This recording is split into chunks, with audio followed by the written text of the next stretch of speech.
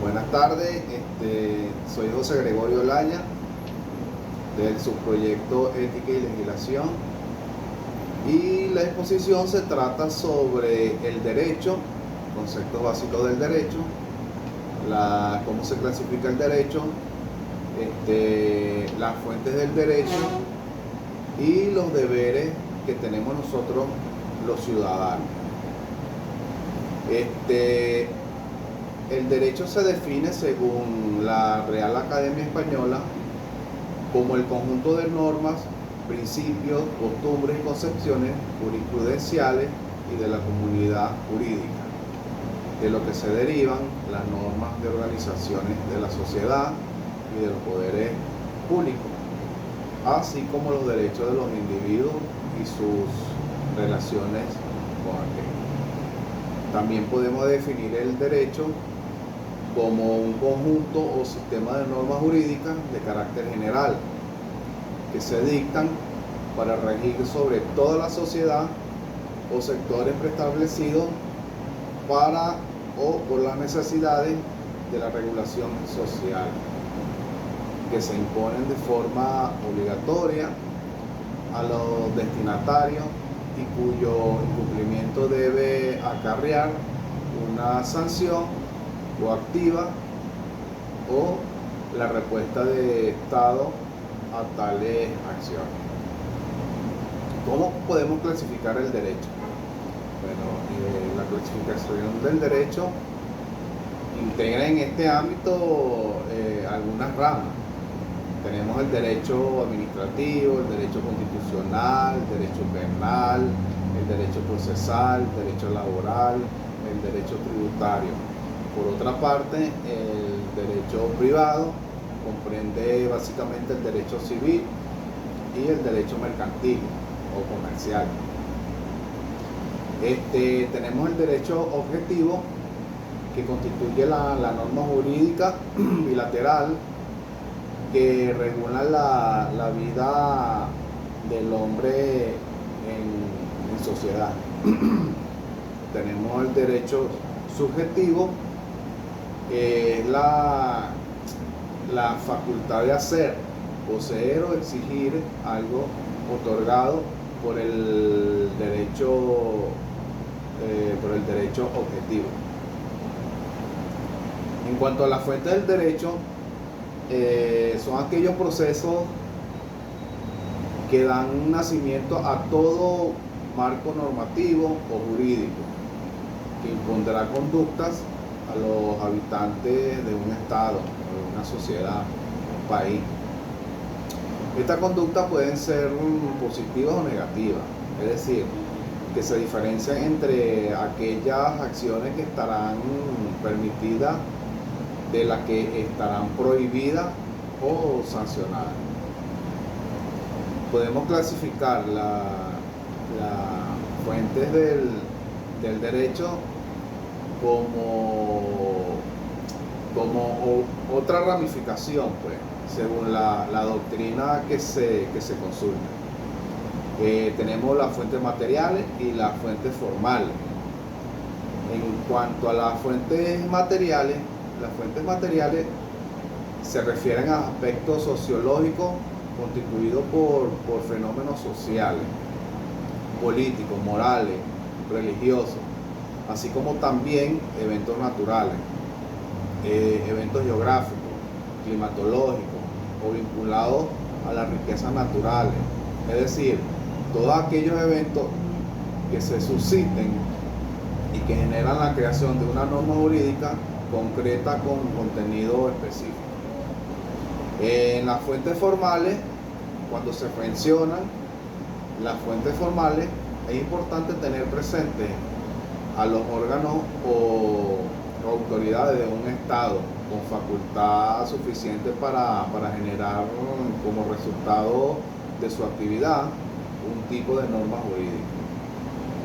En el caso venezolano, la Asamblea Nacional o legislativa, una vez que estas normativas atraviesan un proceso de constitución y formalización, resultan de cumplimiento obligatorio para todos los sujetos alcanzados. pasado.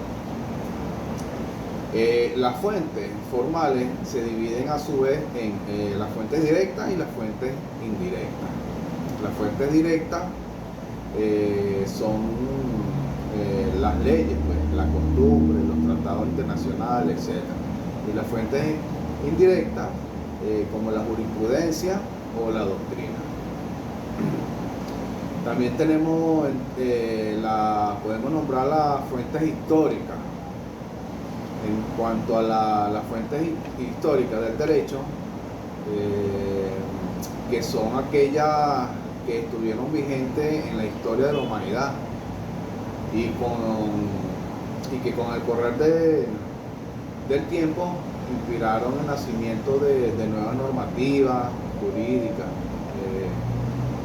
a raíz de los cambios sociales, los culturales, económicos, políticos, fueron derogadas y en la actualidad ya no se encuentran vigentes.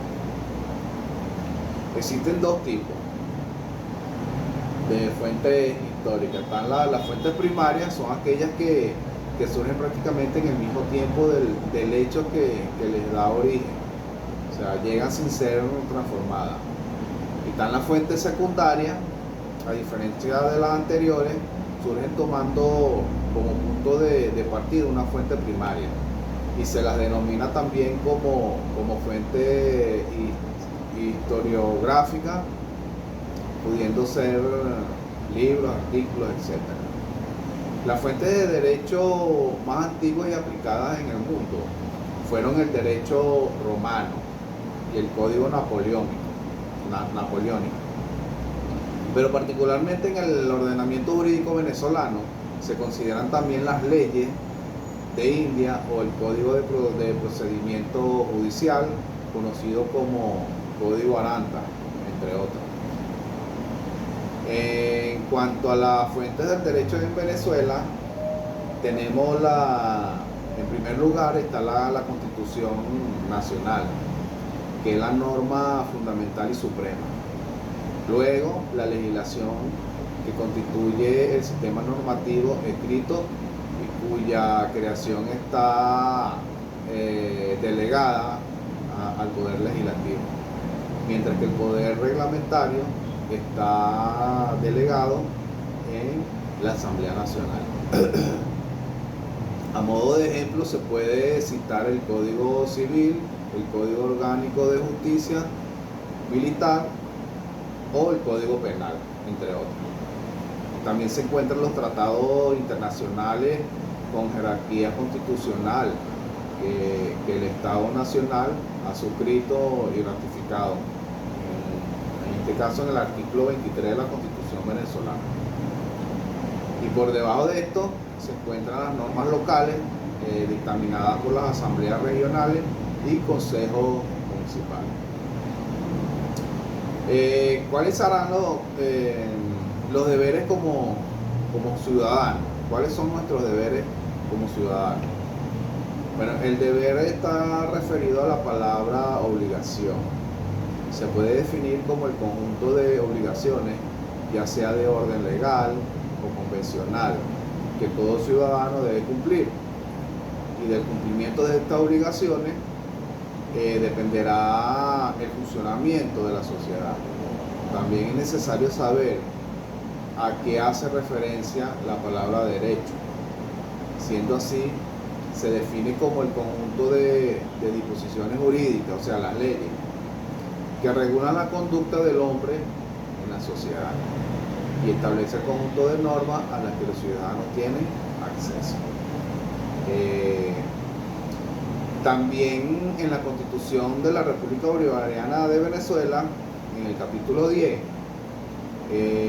hay varios artículos que son muy importantes porque están constituidos los deberes que tenemos nosotros los venezolanos. En la Constitución está el artículo 130, 131, 132, 133, 134 y el 135. Bueno, en estos artículos hay una serie de obligaciones o deberes que tenemos nosotros los venezolanos, como el deber de honrar y de defender a la patria, los símbolos patrios, los valores culturales, resguardar y proteger la soberanía, entre otras cosas. También toda persona tiene el deber de cumplir y acatar la Constitución, las leyes, etc. También toda persona tiene el deber de cumplir sus responsabilidades sociales y participar solidariamente en la vida política, civil y comunitaria del país, promoviendo y defendiendo los derechos humanos como fundamento de la convivencia democrática y de la paz social. También se habla de que toda persona tiene el deber de coadyuvar a los gastos públicos mediante el pago de impuestos, tasas y contribuciones que establezca la ley. También se nombra otros deberes, como que toda persona de conformidad con la ley tiene el deber de prestar los servicios militares necesarios para la defensa de la soberanía. Eso es todo y bueno, gracias por su atención.